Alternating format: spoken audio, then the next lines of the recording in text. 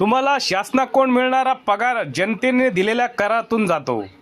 त्यामुळे ठराविक पक्षाच्या नागरिकांचे कामे करू नका। तुम्ही जनतेचे सेवक आहात। तुमच्याकडे जो आपली अडचण घेऊन येईल, आपले काम घेऊन येईल, त्यांना मदत करून त्यांच्या अडचणी सोडवा।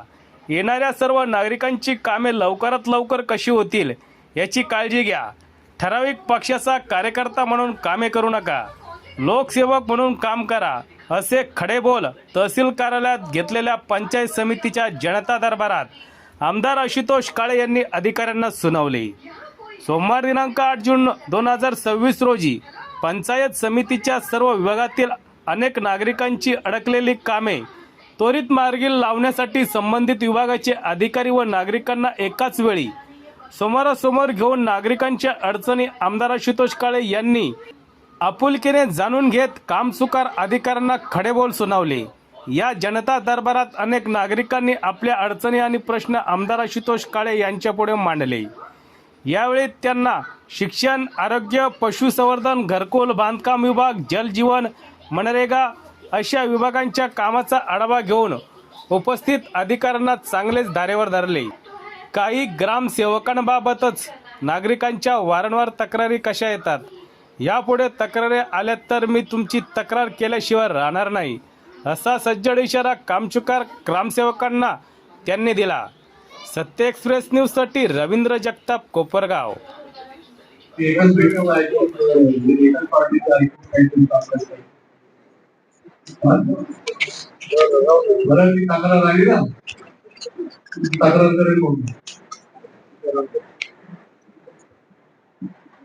तसं काय केलेलं सगळ्यांची कामं झाली पाहिजे, कुठल्याही पार्टीत असू।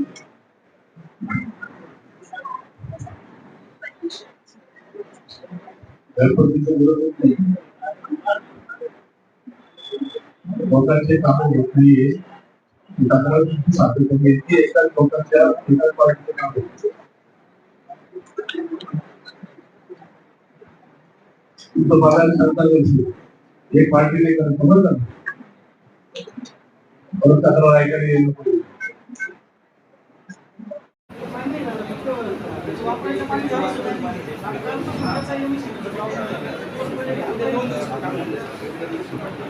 मला मागे सांगितलं होतं टँकर तुमच्या घरात द्या, पण तुमची हाऊस नाही व्हायची काहीतरी आपलं तुम्हाला समजलं नाही का पहिले असं काम आहे आपलं सांगून दर करत नाही छोट्या वेळीमध्ये कशाला घेतलं काम? तुम्हाला कोणी बळजबरी केली होती का? तुम्हाला कोणी बळजबरी केली होती काम घ्या म्हणून? बळजबरी केली नाही, काम घ्या काम घ्या। टेंडर तुम्ही भरतो कशाला भरलं? मग तुम्हाला जर काम करायला जमत नाही भरलं कशाला टेंडर? 20 दिवस झाले त्यांना पाणी नाही गावाला। अहो त्यांनी काम का काढलं? त्यांना पाणी कमी पडते म्हणून काढलं ना। हाऊस आली त्यांना काम करायची। तुम्हाला जमत नसेल तर भरत नका जाऊ ना।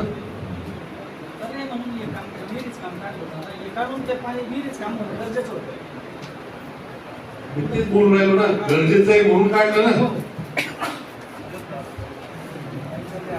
टँकर द्या त्यांना,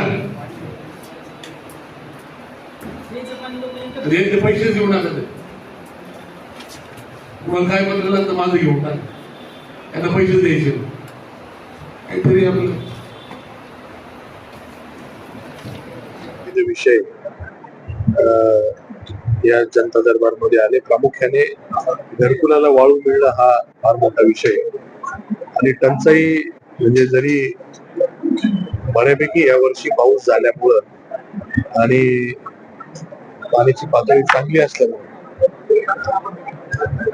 टंचाई आपल्याला एवढी जाणवली नाही। काही ठिकाणी थोडेफार मायगाव देवी असेल काही गावांमध्ये टंचाई जाणवली, कारण तिथे काही कामं पेंडिंग होते।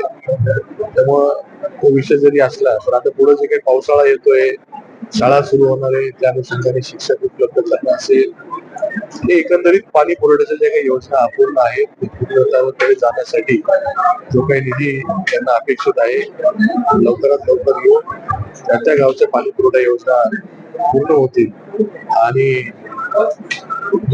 त्या गावाला पाणी देण्याचं काम पूर्ण होईल असं वाटतंय. बाकीच्या ज्या काही व्यक्तिगत प्रश्न आहेत त्याही संदर्भात आपण सूचना दिलेल्या आहे. त्याचा पाठपुरावा मी करून माझ्या कार्यालयाच्या मार्फत त्या ठिकाणी करून प्रश्न लवकरात लवकर मार्गी लावण्यासाठी मी प्रयत्न करेन.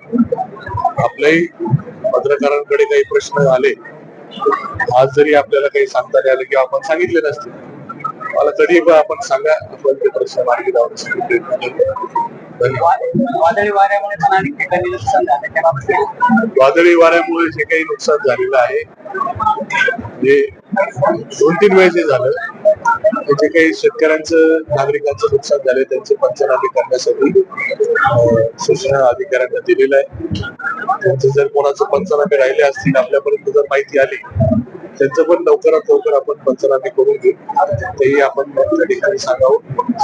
शहरात कायदा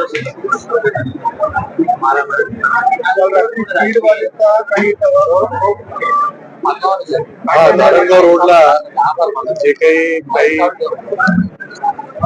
काहीतरी वेगळ्या कारणावरनं वाढत झालं आणि त्याचा रोष म्हणून त्या लोकांनी तलवारीने काही गाड्यांच्या काचा फोडल्या. ज्या लोकांचा कुठलाही संबंध नसून सुद्धा त्यांच्या गाड्या फोडल्या. त्याची माहिती मला मिळाली. मी पोलीस स्टेशनला त्याच्याबद्दल सांगितलेलं आपण त्यांच्यावर कारवाई करावी. त्या ठिकाणी जे पोलिसांनी ज्या लोकांकडे बघितलंय या लोकांनी फोडलेले त्यांचे नावं पण त्यांना माहिती आहे. त्यांना सांगितलेलं आहे का त्यांची लवकरात लवकर कारवाई करावी. सीसीटीव्ही फुटेज मला काही लोकांनी सांगितलं लाईट गेल्यामुळं ते उपलब्ध नाही झालेले, पण जर कुठे इन्व्हर्टर असेल त्यांचं सीसीटीव्ही फुटेज सीसीटीव्ही कॅमेरा चालू असेल तर त्यांच्या कॅमेराचे फुटेज मिळून कॅमेरामध्ये जे कोणी आढळत असतील त्यांच्यावर कारवाई करावी. जे पोलिसांना माहिती त्यांच्यावर पण कारवाई झाली पाहिजे. त्यांना ऑलरेडी सूचना केलेल्या आहे.